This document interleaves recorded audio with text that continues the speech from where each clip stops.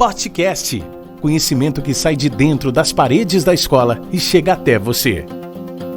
Hoje os alunos Enzo e Beatriz conversam com o advogado de mídias sociais, Leonardo Góes, sobre a problemática das redes sociais.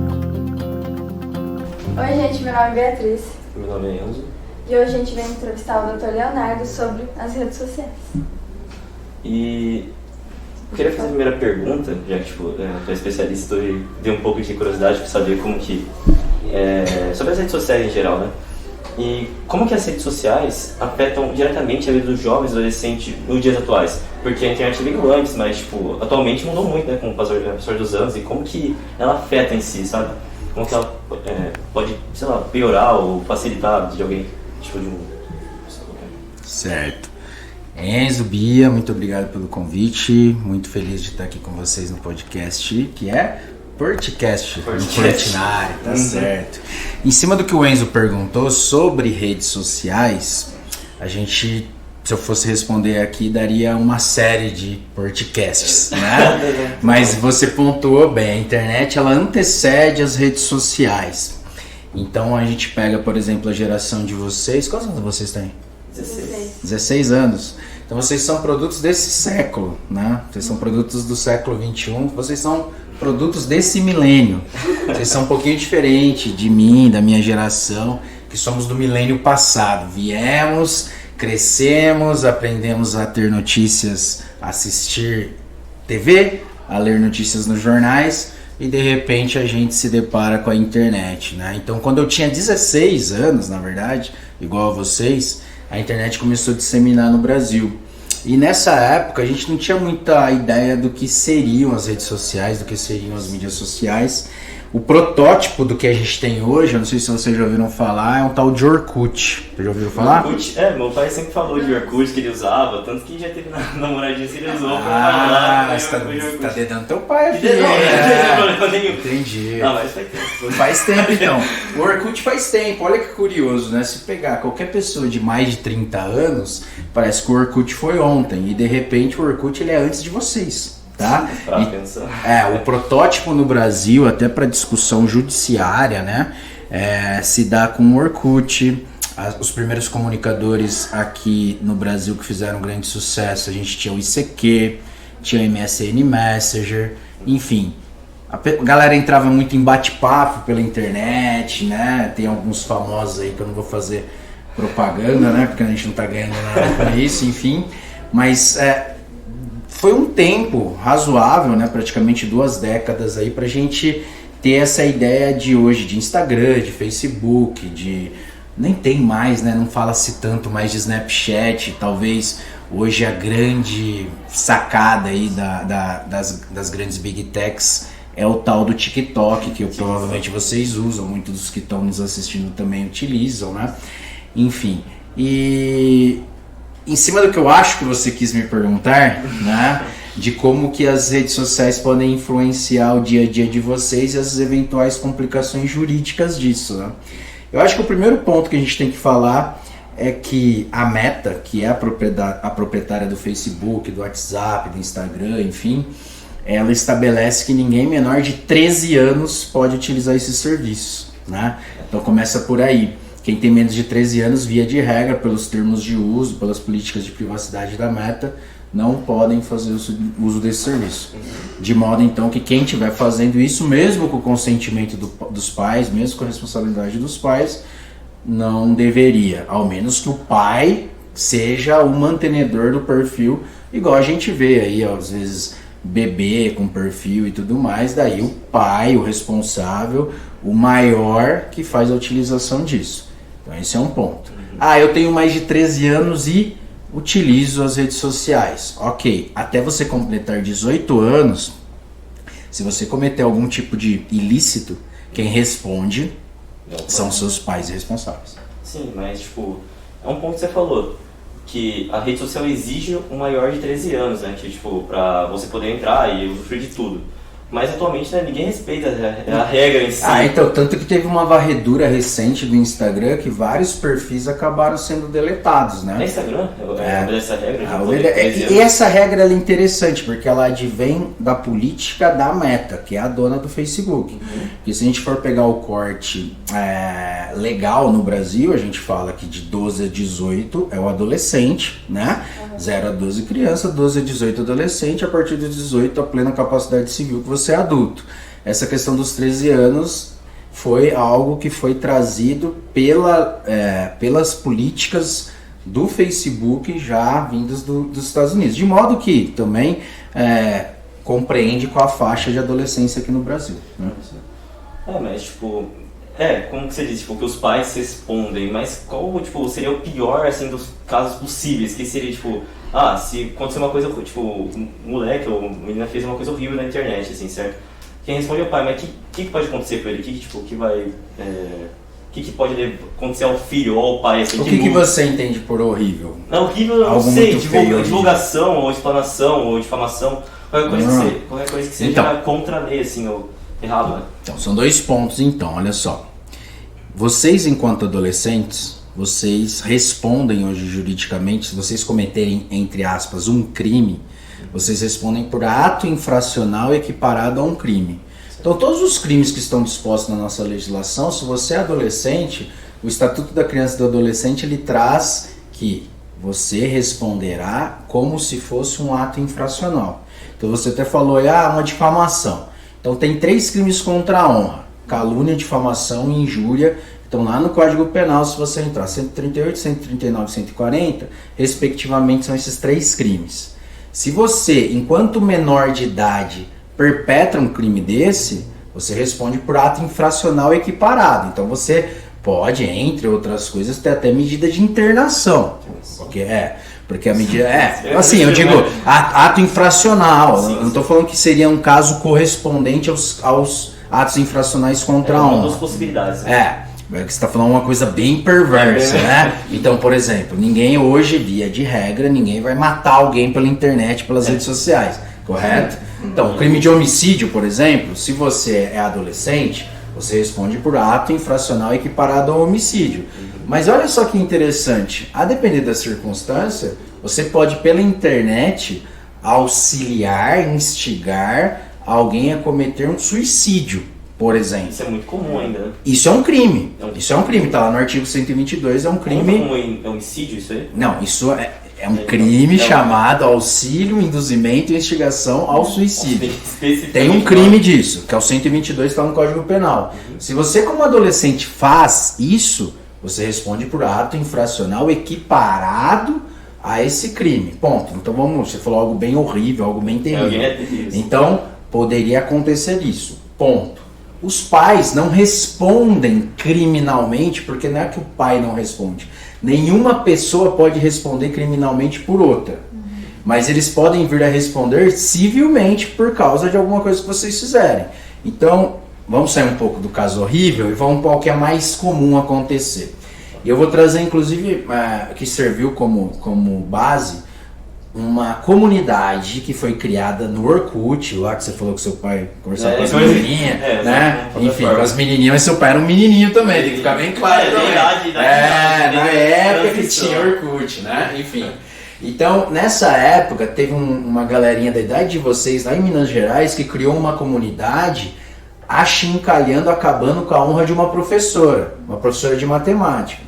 Eu não gosto muito de matemática. Não, mas não precisa enfim. Ponto, né? Aí criaram uma comunidade achincalhando a honra dela. Então cometeram ali crimes, entre aspas, porque eram menores, de difamação e de injúria.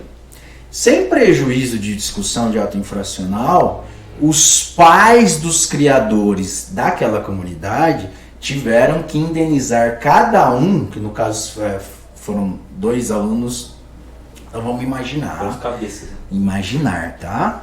Por exemplo, se vocês 2 criassem uma comunidade contra alguma professora aqui do Portinari, ok? O que poderia acontecer? Ela pleitear na justiça todo o mal causado a ela e seus pais eventualmente terem que indenizarem ela por danos à imagem dela, né? Inclusive danos morais. E na época, cada um dos pais tiveram que pagar 20 mil reais, se eu não me engano, que foi algo acordado pelo Tribunal do Estado de Minas Gerais, Tribunal de Justiça do Estado de Minas Gerais. Imagina o pai chegando, o filho chegando no pai, pai, você tem que pagar 20 mil reais porque eu fiz... Não, então, na verdade, os pais, desde o começo do processo, já foram citados, eles tiveram que compor a lide processual, que é assim que a gente fala.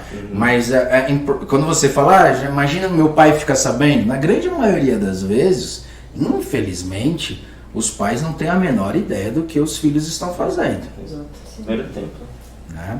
E tem um detalhe, né? Você tem celular? Tem. Você tem celular?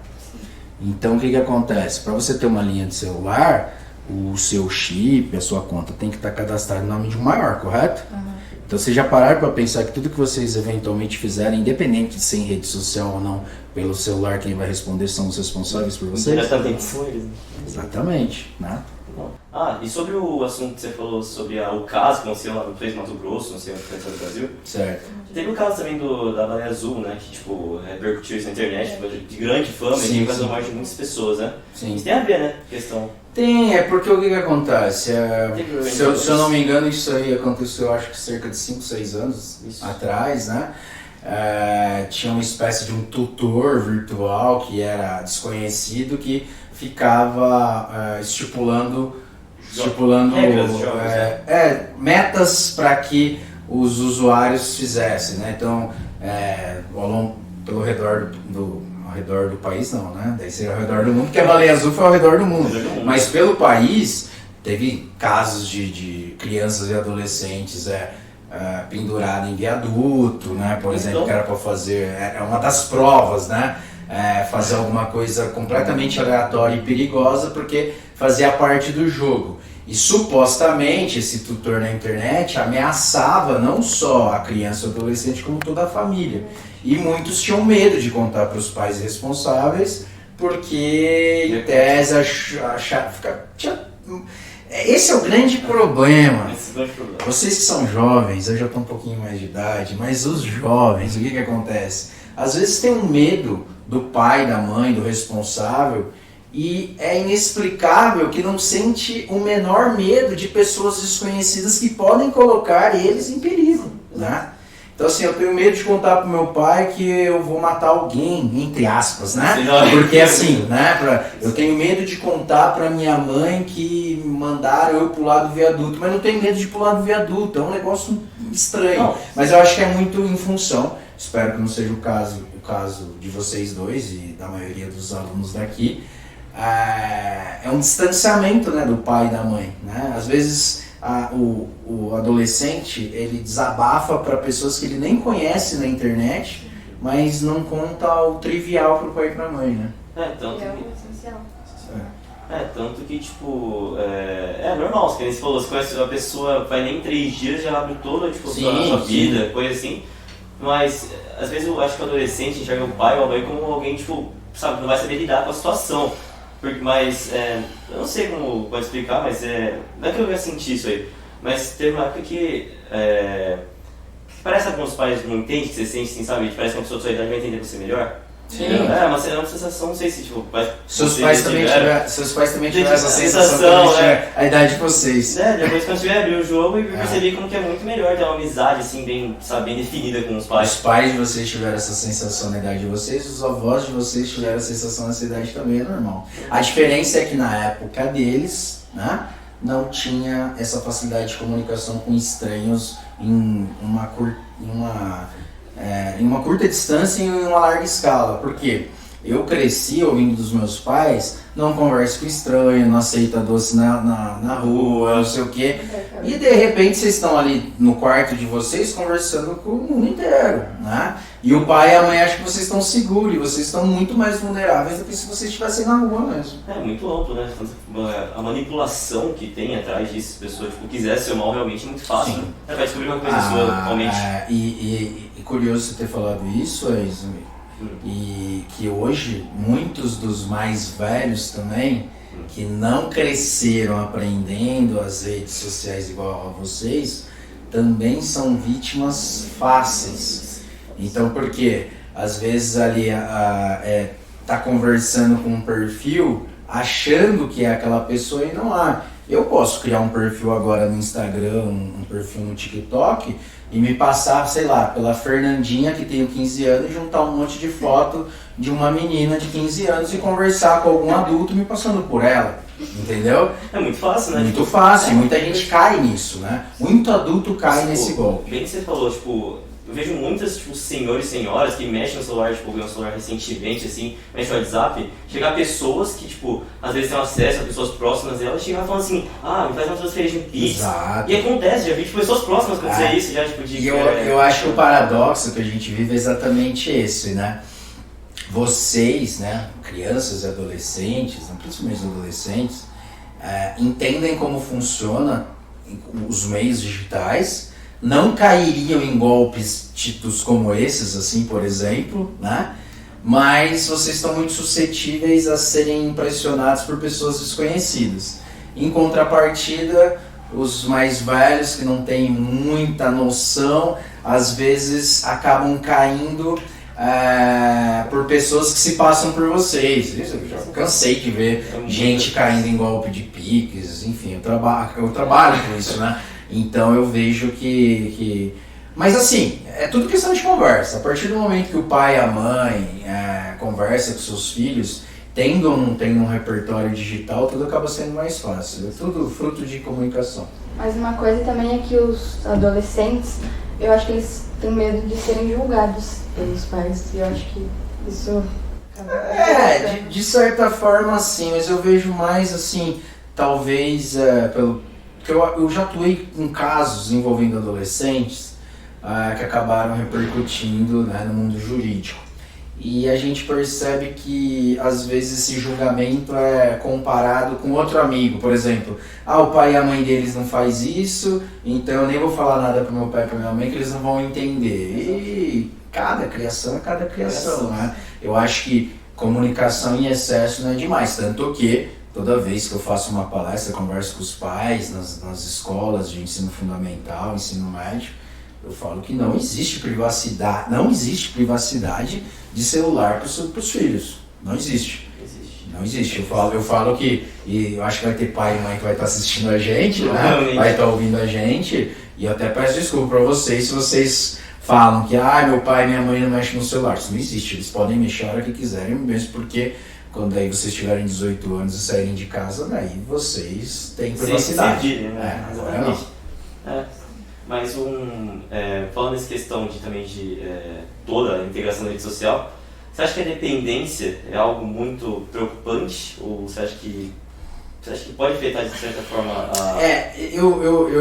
eu tento emprestar um pouco do que eu acabo estudando, da parte da psicologia, do pessoal da pedagogia e tudo mais, em cima de alguns casos que acabam repercutindo juridicamente, né? Eu talvez não tenha expertise necessária para falar de dependência digital, mas pelo que eu consigo ver na prática, de maneira empírica, né?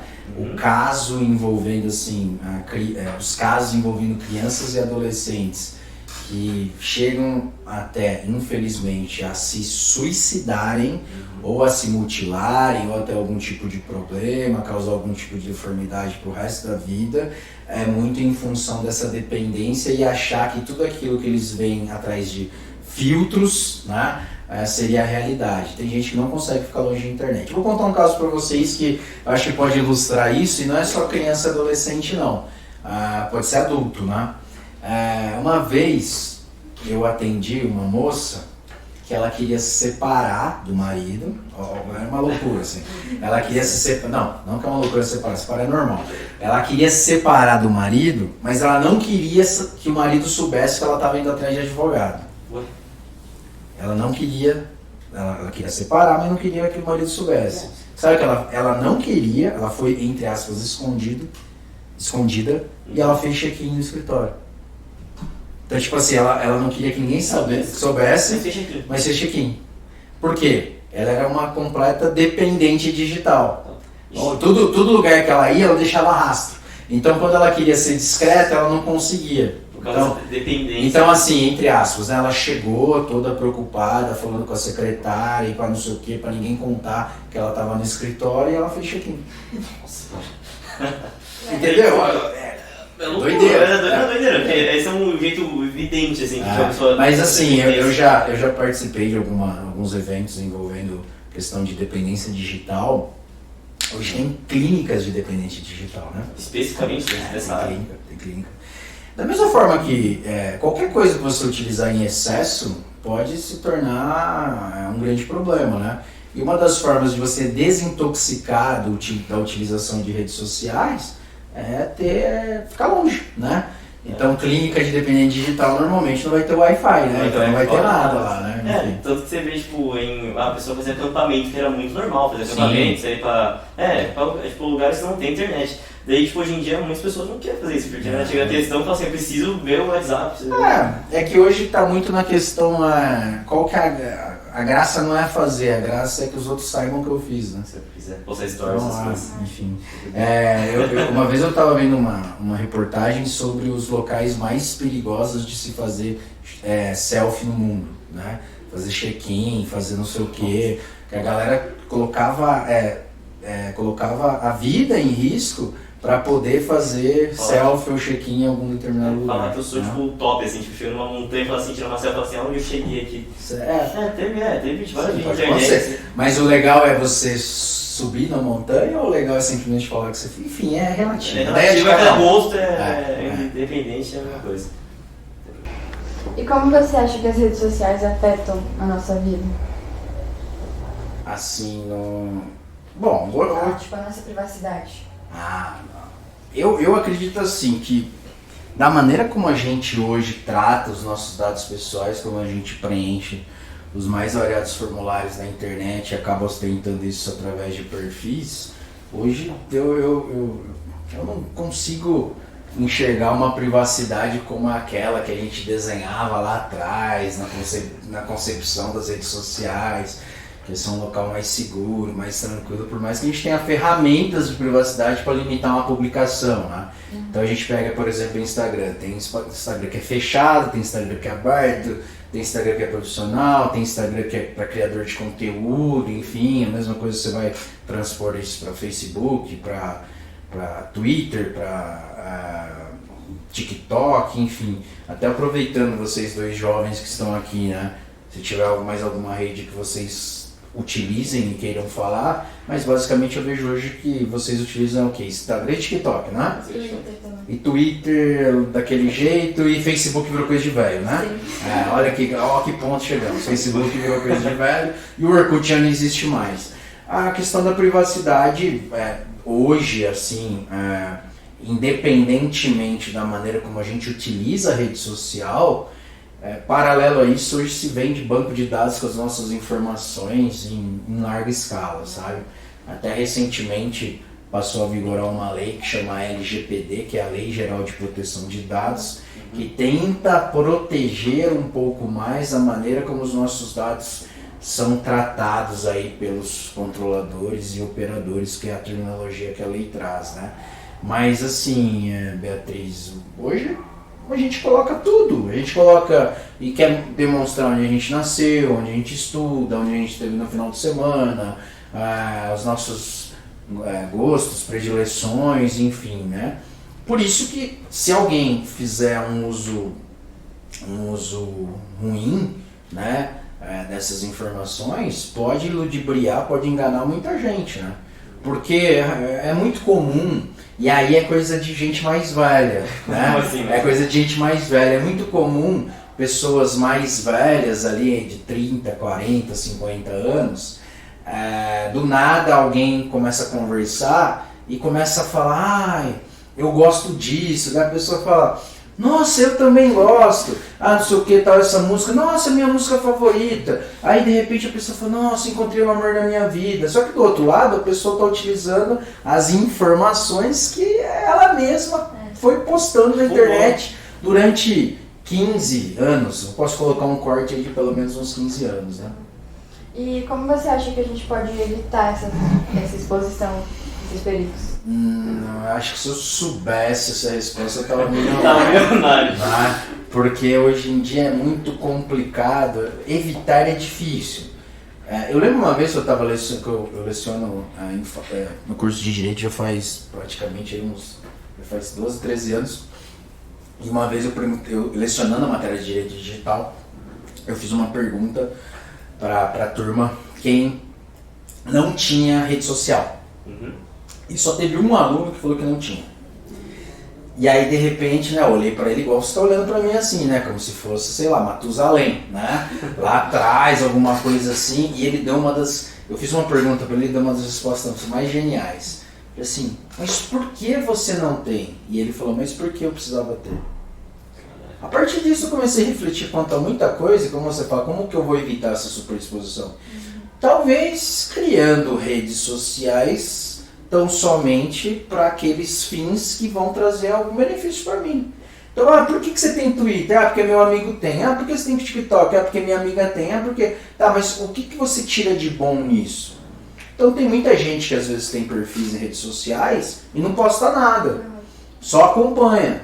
Agora tem gente que tem perfil em tudo e posta tudo e replica tudo e mostra tudo, né? Respirou, espirrou, fez um story, né? Aconteceu alguma coisa e tal. Então assim, só que ao mesmo tempo a gente tem, entre aspas, os ídolos dessas novas gerações que postam tudo o que fazem, né? E a gente tenta reproduzir isso, enfim. Como, então, respondendo algo que não tem respostas. Talvez se você pensar sempre, o que eu vou ganhar com isso, e sempre você conseguir ter respostas mais positivas do que negativas, você começa a melhorar essa questão da superexposição. E o que a gente pode fazer quando a gente é vítima de algum desses crimes? Bom, quando a gente acaba sendo vítima de algum problema oriundo da internet, tecnicamente existem algumas situações que são iguais como se fosse fora da internet e outras não, né? Então assim, aquela lógica, procurar a delegacia, procurar os seus pais responsáveis, através dos seus pais responsáveis ir até a autoridade policial, atrás de um advogado especialista no assunto, isso vale tanto para a internet quanto fora da internet.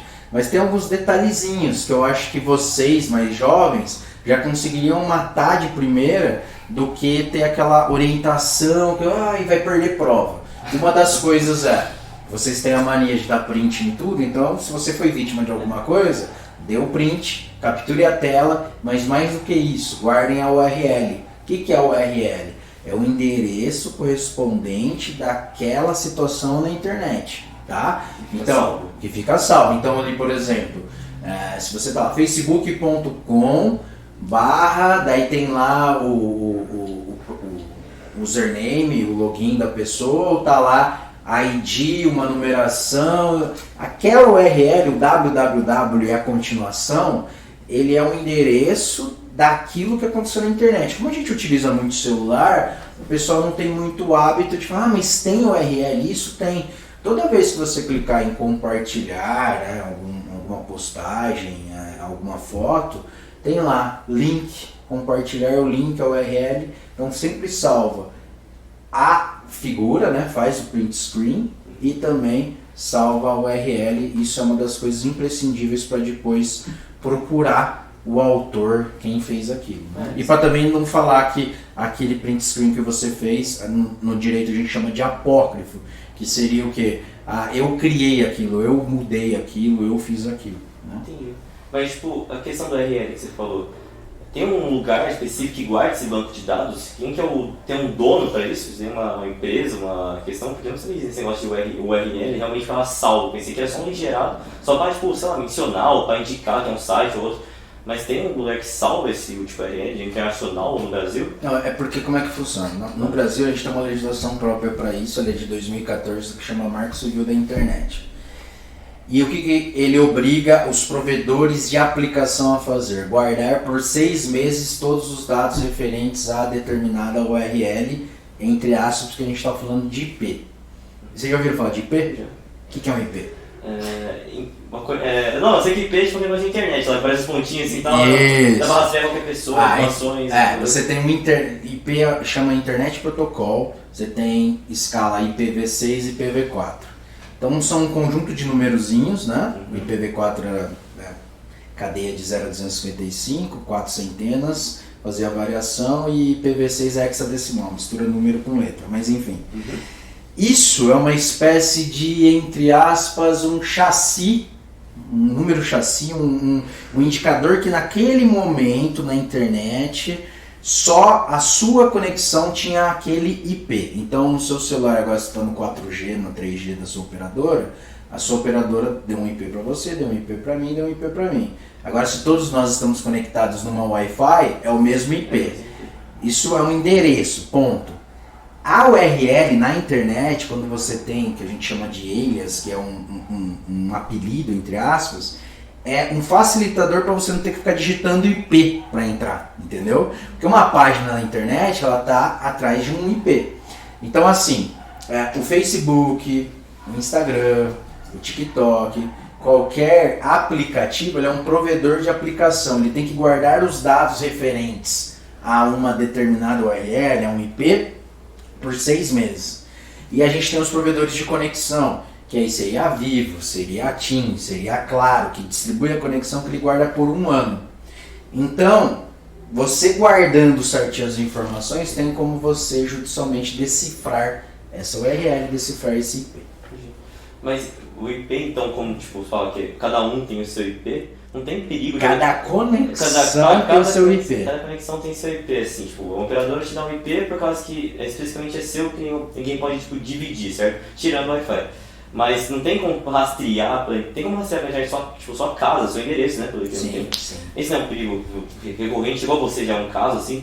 De rastrear. Você falou a não ser Wi-Fi, mais ou menos, porque quem nunca roteou internet do próprio celular com um amigo? Né? Então você está fazendo, entre aspas, o Wi-Fi, você está roteando através do seu celular. Então, acabou, eu estou sem crédito aqui, deixa eu conectar na sua. Você está passando o seu IP para outra pessoa. Então, se depois decifrar o IP, vão chegar no seu número de telefone. É a mesma coisa no Wi-Fi em casa. Então, se lá na tua casa você tem uma Wi-Fi e todo mundo que chega você passa a senha, se acontecer alguma coisa, vão chegar na tua casa. E chegando na tua casa, quem que é o responsável? Vai estar lá, seu pai, sua mãe, quem que for o responsável. E aí, quem foi? Vai ter que... Enfim. Tem casos e mais casos disso. E como a gente consegue identificar, tipo, as fake news? Pois é, ainda mais agora, vésperas de eleições, né? Enfim, fake news é um grande tabu que a comunidade jurídica num todo vem se debruçando nos últimos anos, em especial a justiça eleitoral, né? Porque... eu acho que vou até puxar uma frase. Tem um famoso escritor italiano chamado Umberto Eco, que certa feita ele falou o seguinte: a internet deu voz a uma legião de imbecis. E vocês já vão entender onde eu quero chegar. Ele falava assim, antigamente, ali na comunidade, um ou outro falava uma besteira e parava por ali. E a internet, de repente, faz com que qualquer imbecil ache que possa ser o ganhador do prêmio Nobel, ok? E por que eu tô falando isso? Porque hoje, muita gente acaba criando notícias, né, falando algumas coisas que não são sem pé e sem cabeça, não faz sentido, não é verificado, não tem cunho científico, enfim. E aí vão jogando no WhatsApp, vão jogando nas redes sociais e... Da mesma forma que um imbecil escreve, tem imbecis que vão compartilhando sem checar, e muita gente de bem, que às vezes não tem muito conhecimento tecnológico, e fala, olha o que chegou no meu celular, olha o que chegou não sei aonde, toma aquilo como verdade, né?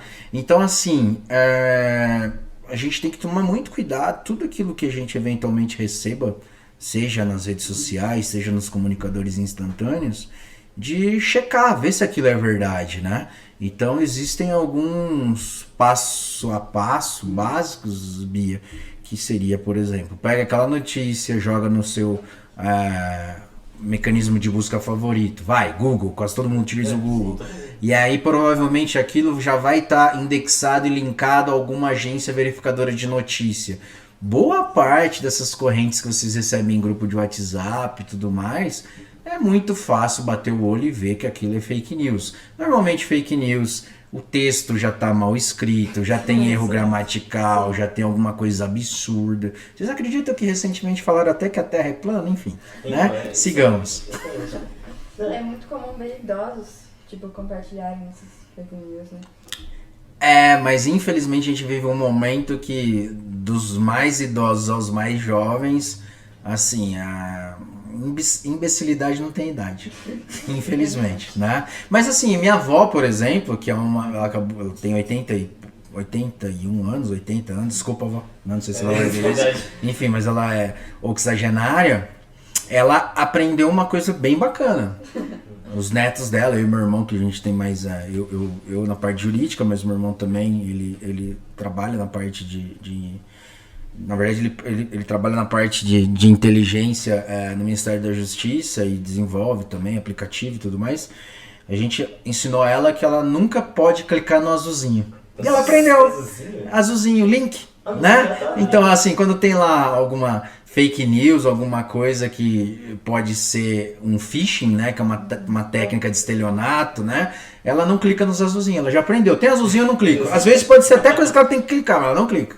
Já ajuda. Tanto que já teve negócio falando phishing, teve tipo empresas tipo, em si que e-mails, né? Falando que código promocional, às vezes os próprios funcionários assim, que não sabem desentendimento, vai lá e clica assim pra fazer um boleto, né? Só que é boleto de pagamento de alguma conta de operadores, essas coisas, vai lá e clica e phishing. Pro pessoal entender phishing, então, entre aspas, né, fazendo uma tradução livre, uma técnica de pescaria, que é uma forma de estelionato para você obter informações e induzir alguém a erro, para você ter alguma vantagem patrimonial, né? Então chega lá um e-mail, clique aqui e ganhe 10 milhões, né? Então, não vai clicar, e tem gente que clica, né? Fora que, tipo, teve empresas que foram hackeadas, né? Esse negócio tipo, de cobrar um valor assim, Exatamente. Vamos pagar tipo, 1 milhão, 2 milhões, pra você receber as informações de volta. Sim. Então, assim, aproveitando tanto a pergunta da fake news quanto a gente já descambou pro phishing, se está na internet não quer dizer que é verdade, né? Enfim. Então, tipo, agora a última pergunta que a gente queria fazer, tipo, que saindo um pouquinho mais do assunto, o que te motivou fazer esse curso de direito digital? Porque, tipo, tantos cursos possíveis, assim, de fazer, qual que te motivou mais a fazer esse curso? É que, na verdade, assim, o meu ensino médio, quando eu tinha a idade de vocês, já fui jovem, né? Eu fazia ensino técnico junto, eu estudei no CTI da Unesp lá em Bauru, e eu desenvolvia programa, né? Eu fazia, né, parte de informática e tudo mais. Eu fui fazer faculdade de Direito e tentei aglutinar uma coisa com a outra, né? Então lá em 2006, 2007, nos meus primeiros anos de faculdade, eu usei um pouco do meu repertório digital de Orkut, né? Na época, né, do seu pai, né? Do Orkut, enfim. E aí eu comecei a estudar, me debrucei no assunto. Meu TCC, né, que é um trabalho que a gente apresenta no final da faculdade, foi sobre cybercrimes, né? Que é dentro do direito digital, os crimes virtuais. Meu mestrado depois também foi na linha de inclusão digital. A Lei Geral de Proteção de Dados mais recente fez com que eu obtivesse algumas certificações referente à proteção de dados, à segurança da informação. Então o que me levou, na verdade, foi um pouquinho do know-how que eu tinha desde sempre com informática, que eu aproveitei no direito.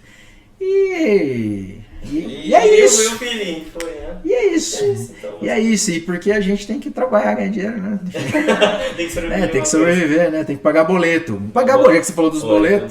A gente é muito motivado a pagamento de boletos, né? Mas o que me motivou foi isso. Foi ver que era uma área que poucas pessoas atuavam, né? E hoje eu vejo que bastante gente se interessa, mas falta muito. Vocês que estão aí escolhendo suas profissões e tudo mais, quem se enveredar para o direito e quiser estudar sobre direito digital é um campo extremamente vasto. E dentro do direito não tem só aquelas coisas, né, ver o cara terno e gravata, que chato, aquela coisa, não sei o que, blá blá blá. Tem muita coisa bacana dentro do direito que são novos, né? Esses dias eu estava vendo uma palestra sobre direito espacial. Direito espacial, enfim. Aí você convida o cara para o podcast. Tem muita coisa para falar. Então, basicamente é isso. Então muito obrigado pelo podcast, pelo tempo, né, que reservou para nós. Pela presença, especialmente. Isso aí. Eu agradeço. Valeu. Gostaram? Então compartilhem o conhecimento e sigam nossas redes sociais. Facebook, Portinari Colégio. Instagram, Colégio Portinari Avaré. Canal do YouTube, Portinari Avaré. E o Spotify, Podcast. Até o próximo podcast.